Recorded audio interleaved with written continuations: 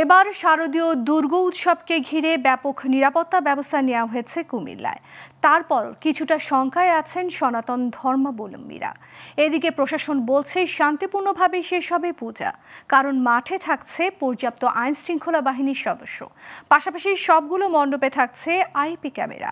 এদিকে বন্যাসহ বিভিন্ন কারণে এখনো বিক্রি হয়নি কারিগরদের তৈরি প্রতিমা।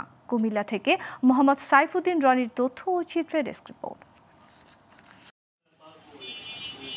মহালয়ের মধ্য দিয়ে শুরু হয়েছে সনাতন ধর্মাবলম্বীদের সবচেয়ে বড় উৎসব শারদীয় দুর্গাপূজা। এবারের দুর্গাদেবী আসবে দোলায় চড়ে, যাবে ঘোড়ায়। তবে কুমিল্লায় এবারের পুজো নিয়ে কিছুটা শঙ্কার কথা জানালেন পুরোহিতরা, কারণ দুর্গাপূজাকে ঘিরে এর আগে কয়েকবার এই জেলায় অপ্রীতিকর ঘটনা ঘটেছিল। দোলায় আসলে তো কোনোটাই মঙ্গল না, সুখ বলে এইটা শুভ, এইটাও কোনো শুভ না। আর ঘোড়ায় আসলে ঘোড়া তো আর একদিকে এইটা করে চলবে না, ঘোড়া তো সরা তার গতিতেই চলবে, ছত্রভঙ্গ তরঙ্গিনী, সে তো আর কোনো দিকেই চাইবে না, কোনোটাই শুভ না।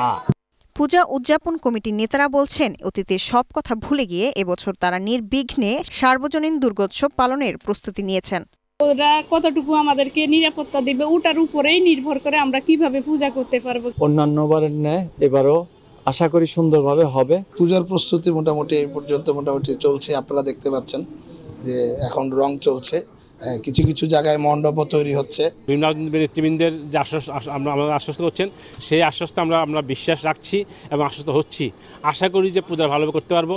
এদিকে এখনো শেষ হয়নি অনেক পূজা মণ্ডপের প্রতিমা তৈরির কাজ, তাই শেষ মুহূর্তে রাত দিন ব্যস্ত সময় কাটছে কারিগরদের। সময় কম, তারপরে আমরা রাত দিন দিয়ে এবারে যে আমরা কভার করে ফেলবো পূজার আগেই। মাঝে একটু প্রতিমার চাহিদা খুব কম ছিল, আমরা টেনশনে ছিলাম, কিন্তু পরে আস্তে আস্তে পরিস্থিতি স্বাভাবিক হওয়াতে প্রতিমার চাহিদা এখন বেড়ে গেছে। এবার প্রতিটি মণ্ডপে থাকছে বাড়তি নিরাপত্তা ব্যবস্থা। আইন শৃঙ্খলা বাহিনীর সদস্যের পাশাপাশি সার্বক্ষণিক আইপি ক্যামেরায় পর্যবেক্ষণের কথা জানান জেলা প্রশাসক। আমরা পুলিশ, আনসার সহ যে নিরাপত্তা ব্যবস্থা নেওয়া সেটা তো আমরা নিয়েছি, পাশাপাশি আমরা প্রত্যেকটা পূজা মণ্ডপে আইপি ক্যামেরার ব্যবস্থা করেছি। এবছর কুমিল্লায় সনাতন ধর্মাবলম্বীরা নির্বিঘ্নে সার্বজনীন দুর্গোৎসব উদযাপন করবে, এমনটাই প্রত্যাশা সবার। Global television news desk.